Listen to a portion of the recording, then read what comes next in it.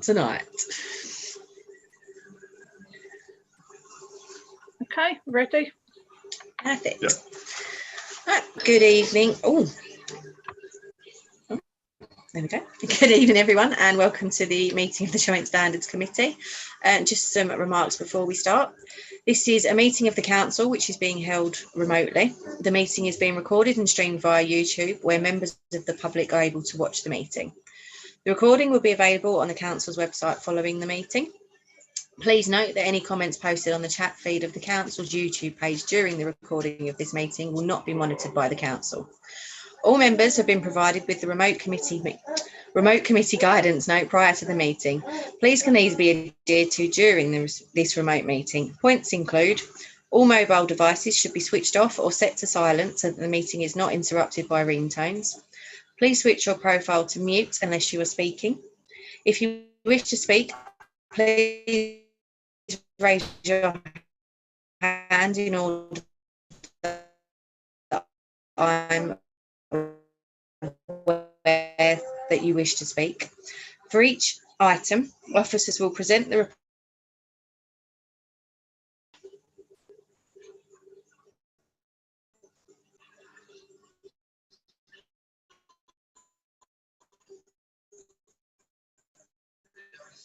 Oh, now my internet's gone.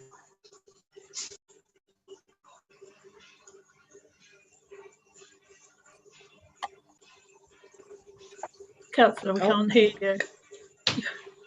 There we go. That's it. No, my internet went as it would do. There we go. Any apologies for absence? Yeah, we've had apologies from local councillor Jim Devlin. There's a Billericay Town Council meeting this evening, so he's had to go to that. No problem. Item number 2 is changes in the committee membership. So Councillors Blake and Brockman have left committee and have now been replaced by Councillors Headley and Councillor Fellows. So welcome to the committee. Which leads us to election of a vice chairman. So Councillor Headley and Councillor Fellows, would either of you like to put yourself forward for that? Yes, Madam Chair, I would.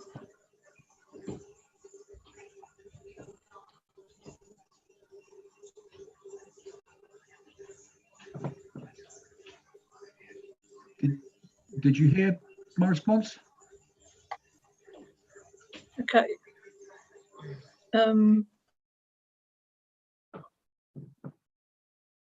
If there's only one member put forward, still, if you could take a vote.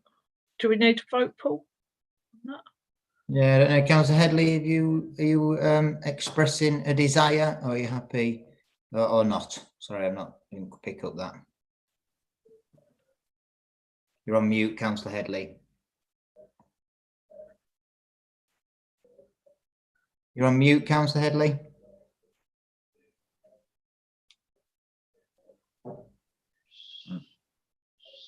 Sorry, Councillor, you're on mute now. That's it. Quickly. Right. Sorry about that. It said I was unmuted. What I was saying is, as a new member of this committee, I have no particular desire to challenge for the deputy chairmanship. Okay, thanks. That's helpful. I mean, it is just Councillor Fellows. I think it would be useful just to take a vote on that. I think it is an appointment. So obviously it's the voting members, which is the borough councillors and Councillor Deer. Obviously there's just Councillor Fellows been put forward chairman. So I just suggest you take a vote on that, and we would hope, or maybe hope for ease of proceedings, it would be carried and we can move on. Lovely, thank you very much. So I will go first on that. I will vote for. Councillor Headley? Abstain. Councillor Fellows? For. Councillor Deer? I'm not sure on the procedure here. Is Councillor Fellows being elected unopposed? Yes. He is.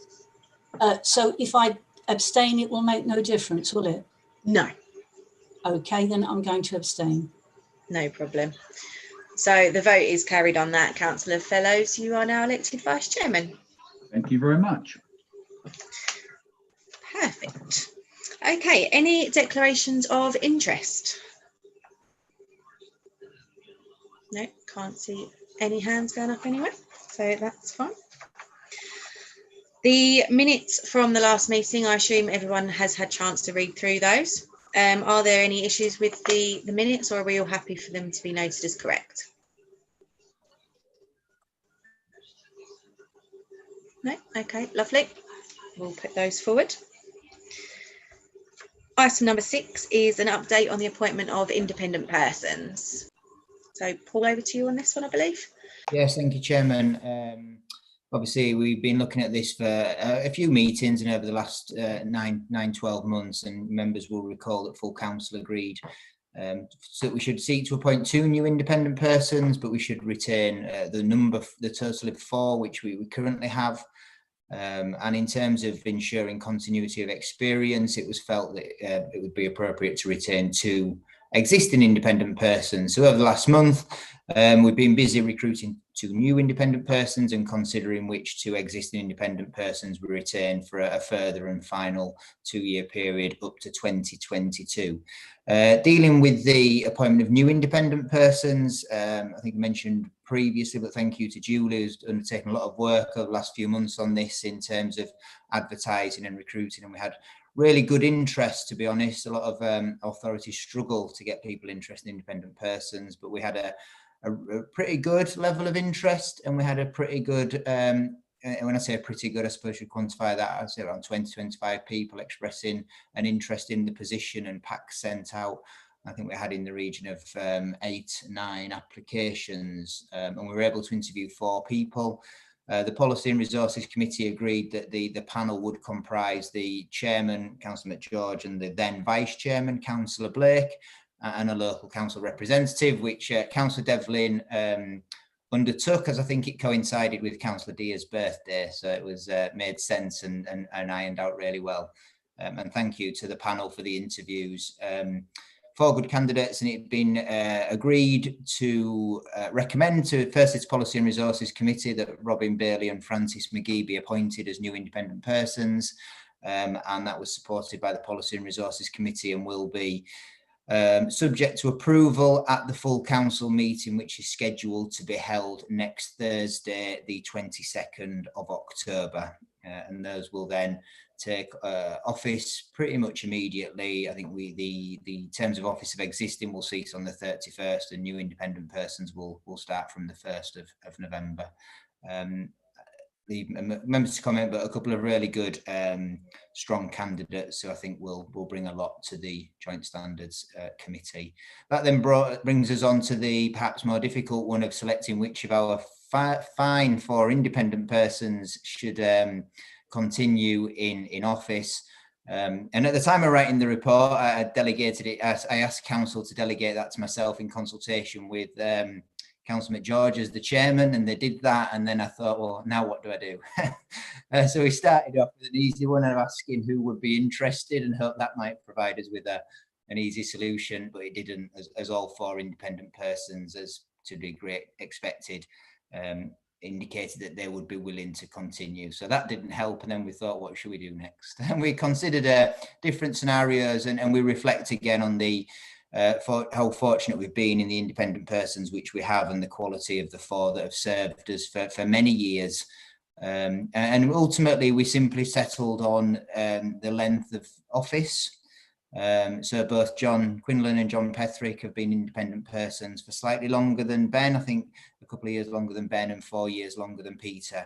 And in terms of our rationale for changing independent persons, there was a strong desire to retain existing, but there was also a recognition, and it was recognised in the report from the Committee on Standards in Public Life, about the need to not retain independent persons for too long to ensure public confidence could be maintained. And on that basis of which we changed, we felt that that was an appropriate way forward. And therefore we'll be recommending next week to full council that Ben and Peter are retained for a further 2-year period. That's not new to independent persons. Sorry for those on the call. That has been discussed with independent persons, so they're all aware of the proposal, and thank you for your time, and also to both Johns really for the way that was accepted and dealt with, which was helpful. We will be recommending those two on the 22nd, and therefore likely and potentially it's both John's last meeting of the Joint Standards Committee Chairman. And obviously just from an officer's perspective and the monitoring officers, I would say again, you know, we've been incredibly fortunate to be served by those, and I think you had a discussion that we may perhaps see them again in the future. So we will be looking to retain, and I think the discussion we had was around some authorities struggling. If we struggle in the future, then certainly we know that there's a couple of excellent independent persons kind of ready and waiting to assist us. So sorry for long-winded, but that kind of covers, I think, quite a lot of work over the last few months that will culminate in the report to council to be published tomorrow and to be debated next Thursday. I think that will then set us in very good stead that we will have 2 new independent persons for reappointment every 4 years, and therefore it gives us that turnover of independent persons, which is what we wanted to instill public confidence, but will also give us that overlap and that continuity so that people can learn and get experience, so exactly where we want to be and where we set out to be when we started this out around a year ago. I'm happy to take any questions, Chairman. Thank you very much for that, Paul. Can I just take this chance to express the whole council's thanks for the work that John and John have done over the years. It has been invaluable and you will be missed. And just to thank Ben and Peter for staying on and helping our 2 new independent persons with the transitions coming into the council, and to thank all the officers who have been involved in all this work over the last year, because it's not been easy. But we hopefully are now at a point where we can transition every few years to keep the independent persons independent. Any further questions for Paul on this one? No. Councillor Dear. Can I just add to your fine speech to say that the 2 Johns will be really missed, and it's been a pleasure to be on the same committee as them. Thank you, Councillor Dear. Anyone else? No? Okay. Oh, Councillor Headley. You're on mute. With your indulgence, Chair, the officer has mentioned several times that there is a council meeting. I think he said on the 22nd. Has an invitation to councillors been sent for that? Because I have nothing in my diary for that date. Oh, I don't know. Paul? Fine question, Councillor. I would hope, I think it was in the timetable of meetings, but I apologise, I'll pick that up and check, but I don't know offhand whether an invitation has been specifically sent. The agenda and summons will be issued tomorrow. Certainly group leaders are aware, but I'm not sure whether an invite has been sent to all members. I'd need to check that, and obviously we would seek to act very promptly tomorrow to address that. Yeah, my apologies to the rest of this meeting for asking that question, but as it happens, I had something else to do on Thursday next week. Not anymore. Right, well, again, thank you very much, John and John. You will be missed. Okay, if we can move on to the next item, which is the draft model member code of conduct. Yes, Chairman, we did discuss this, I think, at our last meeting. We brought it to your attention, and obviously you've been aware of this from the work that you've done on looking at the Committee on Standards in Public Life report, where that suggested that they should be returned to a model code of conduct, and the Local Government Association have been tasked with that, and they appointed some consultants to undertake that work on their behalf, and a model code was published. I think when we looked at it, you looked at it at the last meeting, I think it's fair to say you were overwhelmed by it. It wasn't really, I think we recognised the quality of the code which we have in place in the borough and across Essex, and I don't think that added really to that. And I'm not really seeing the feedback on the consultation as yet, but my general sense is that a lot of people are not overwhelmed by it. I think the tone in which it was presented as a bit of a friendly guidance didn't sit very well. And I think there's further work to be done on that. But there was a consultation, and we did had a brief discussion on that. And I undertook at the last meeting to prepare a response and to consult you on that, which we did. And a copy of the response, which has been circulated to you in previously, is just attached, I think, for you to note. So we did respond to the consultation. We'll wait for the next steps, which will be interesting to see. But I suppose what I'm saying is I expect a reasonable redraft of that model code is the sense I get.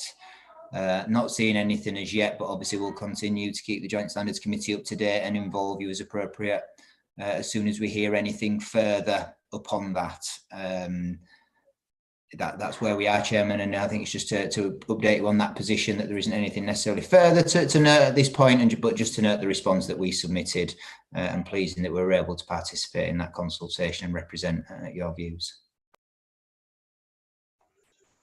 Thank you very much for that update, and thank you to everyone that was involved in that, and Paul for sending that off, because I'm sure that took a while to fill out that questionnaire. There's no votes or anything in that. It's just noting that the verbal report, isn't it? So that's fine. Agenda 8 is the Committee on Standards in Public Life's report on local government ethical standards. There's an update on that item. Yes, Chairman, this just, you'll recall, members that have been with us for some time will recall the Committee on Standards in Public Life's report into ethical standards in local government, which I think was we welcome that report as a Joint Standards Committee and as a monitoring officer, and many of the recommendations within there. Just the Committee on Standards in Public Life is a committee that makes recommendations, I think, to the Prime Minister, who then determines what action is to be taken thereafter.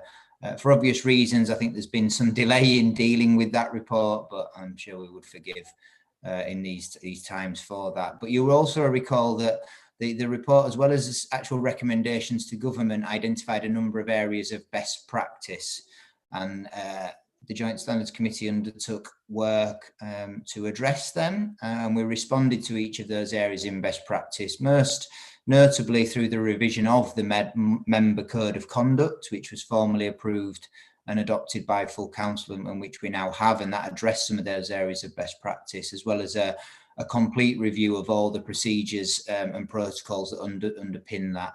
The reason I think for bringing this just to your attention is primarily, well, just to note, but the Committee on Standards in Public Life has written to all local authorities and is asking them to provide an update on their response to the best practice recommendations, and those are always letters gratefully received when you know you've done something about it. When you've not, which I think some number of authorities haven't, you think, oh, we've not done anything really. But a really positive response, I think, from ourselves. So in essence, what you see attached is an update on how we responded to those areas of best practice, and that is what we will be submitting back to the Committee on Standards in Public Life, just to update them on the excellent work of the Joint Standards Committee to address them. And obviously we'll wait with interest around the recommendations, one of which was the Code of Conduct, but I think the others are still waiting to be progressed. As I said, there's been some criticism around the delay on that, but I think there was obviously some delay, and then it kind of fell into the current position which we're in. But there for you to know, that is what we will be submitting, but happy to take any questions or comments on the actions that we've taken on there. And again, thanks to Julie, who done a lot of work around this. Whilst I may front some of these things at committee, Julie does an awful lot of work in the background and has done a lot of good work on these best practice things. Thank you to Julie as well, but happy to take any questions or comments, Chairman. Lovely, thank you, Paul. A lot of work went into this one, so thank you to all the officers involved who've helped with that. And it's good to see that we don't have a lot of outstanding things going on, and actually we have got a very good code of conduct, which is always a good thing to have. Councillor Fellows, did you raise your hand?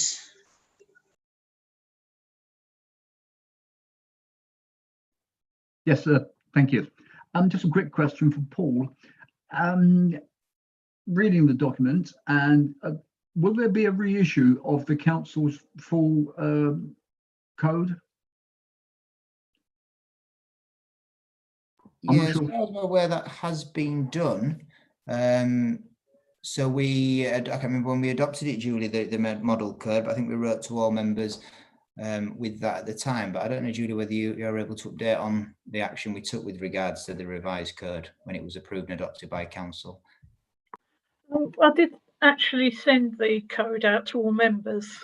I emailed it out to all members, and it's in the constitution as well. Okay, then I do have that. Thank you. Any further questions?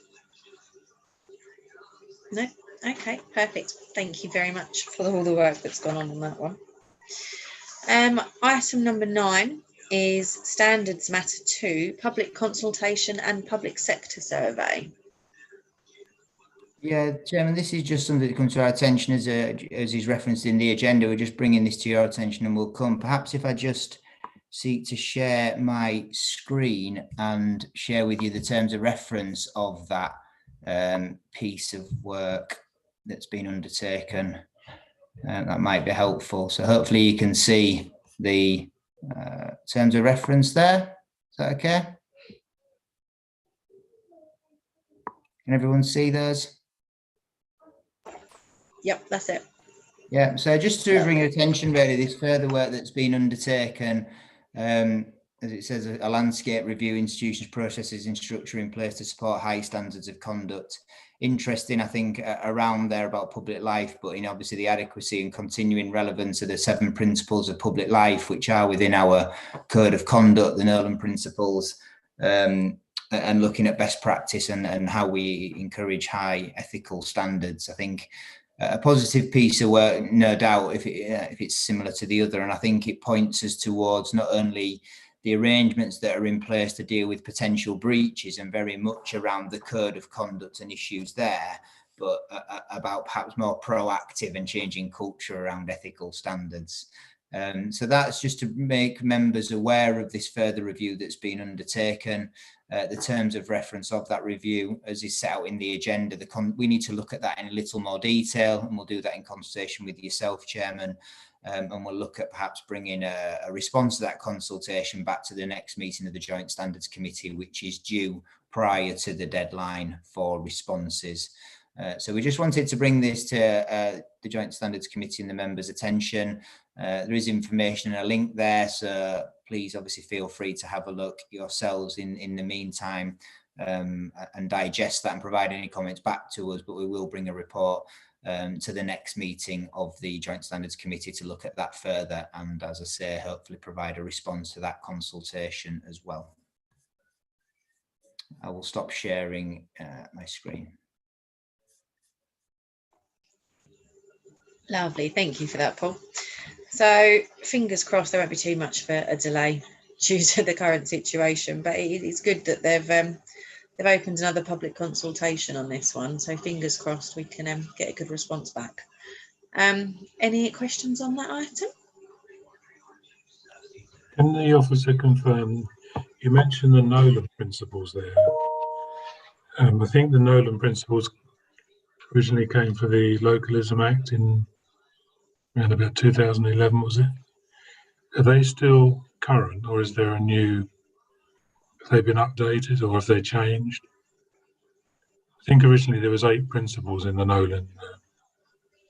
Yes, I think they predate the Localism Act by some time, really. So those have been around for quite some time. They're not something specifically within the Localism Act, but are just recognised principles of public life that are well recognised. You're correct. I think there's 7 of the Nolan principles, but I think the previous issue has been how our code of conduct has added additional principles where it felt they were lacking. I think off the top of my head, I can't exactly tell you which those are, but perhaps the more experienced members of this committee will remember what they are. But I think our code of conduct lists 9, but there are 7 principles. I think they date back to 1995, in fact.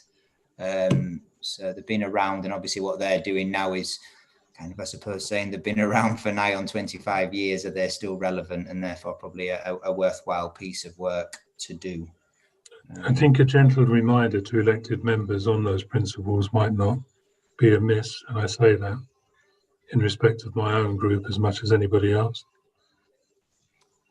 Yeah, and I think I go back. I think I would difficult. I think the issue just sharing, I think certainly the work of the Joint Standards Committee, since I've been actively involved, I think, as I've said, I think we've done a huge amount of really positive work, particularly on the back of the Committee on Standards in Public Life, the review of the code, dealing with complaints and looking at a huge range of things. But I think the point which I take from what you say, Councillor Headley, and then goes back to what I commented, I think it's about how we can be more proactive in a culture that probably is driven by the Nolan principles, and as you say, that's reminding members around them so that the overall culture is improved and not a continuation of what some may perceive that we have with then investigations of alleged breaches whenever might be the case. I think there is an iteration for the Joint Standards Committee to move into how we can proactively improve ethical standards and standards in across the borough, whether that's not just in the local authority, but town and parish and other institutions as well. But I take your subtle point around the benefit of reminding our members of them and which they are governed by through the Code of Conduct and the recognition of the Nolan principles. But more than happy to take that and to actually remind all our members and write to all our members around them if the committee so wishes, and I'm sure you wouldn't have any objection to doing that. Can I respectfully suggest that you include in that the importance of comprehensive listing of outside interests?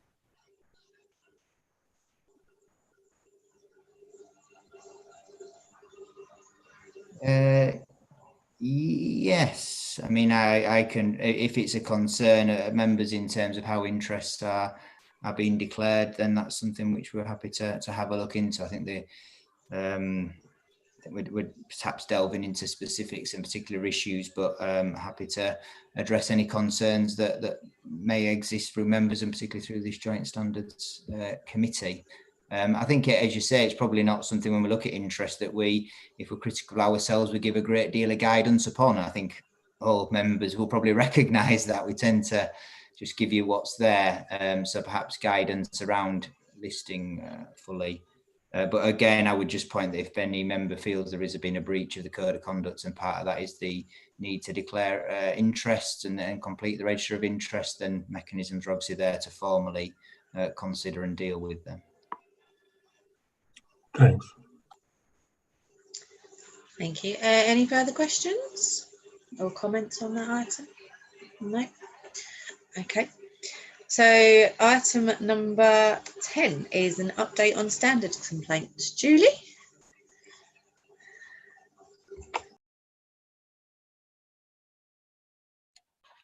Hi. This is your regular update on standards complaints. From the schedule at the back of the agenda there, it's on page 25. There were 2 complaints that have now had the case concluded. With one of them, the monitoring officer discussed it with the independent person and decided on other action in this case. And that was in the form of an acceptable apology to the complainant by the councillor against whom the complaint was made. It was also decided that if an apology wasn't forthcoming, it would be referred to this committee to consider, but the apology was made and the complainant was satisfied with the outcome. The second one that's been concluded, the monitoring officer again discussed the complaint with the independent person and decided that no further action should be taken on that complaint. There are 3 other complaints that have been received recently and are still in the initial stages of the complaints process, and the monitoring officer will progress them as necessary. And just update, Chairman, thanks, Julie, in terms of 2020-05, that has been concluded, and again, that's a case of no further action. So that one has been, and the decision notice was issued in the last few days since this agenda was published. So we've just got the two outstanding ones there. I think the first one I would just really draw your attention to, and I think it was maybe Peter that was the independent person on that, but I think interesting, obviously what we sought to do there was other action, and where that wasn't forthcoming, then I think we were in a position where we would have referred that to yourself, not necessarily around the breach, but to ask you if you therefore wish to take any further action. But I think it was helpfully dealt with, and fortunately the member apologised. So a positive outcome, but I think a useful way for us to look at dealing with these matters promptly and through the existing mechanisms, but retaining the ability to report matters to the Joint Standards Committee as necessary. So a positive outcome on that, and we'll obviously reflect and use that experience as we go forward. But 2 remaining ones, and those will be dealt with over the next couple of weeks. But thank you to the independent persons for their support, ongoing support with the complaints, and particularly those that are listed here for you to note this evening.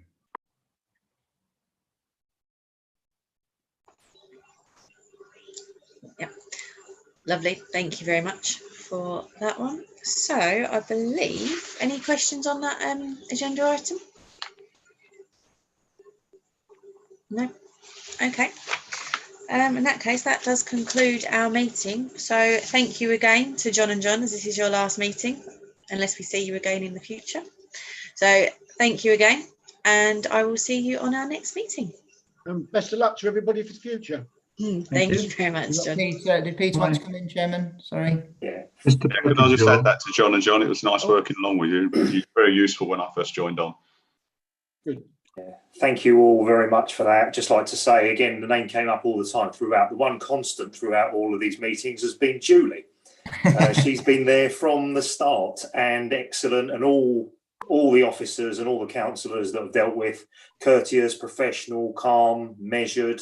Everybody's all, and having this option now where the constituents can actually look in and watch without leaving the comfort of their own home is just another excellent development along the way as we've gone. It's unfair to pick out any councillors, but Councillor Dear does always stand out for the way she's always conducted herself throughout. So I'm afraid, as it's my last meeting, I can get away with that one. Thank you.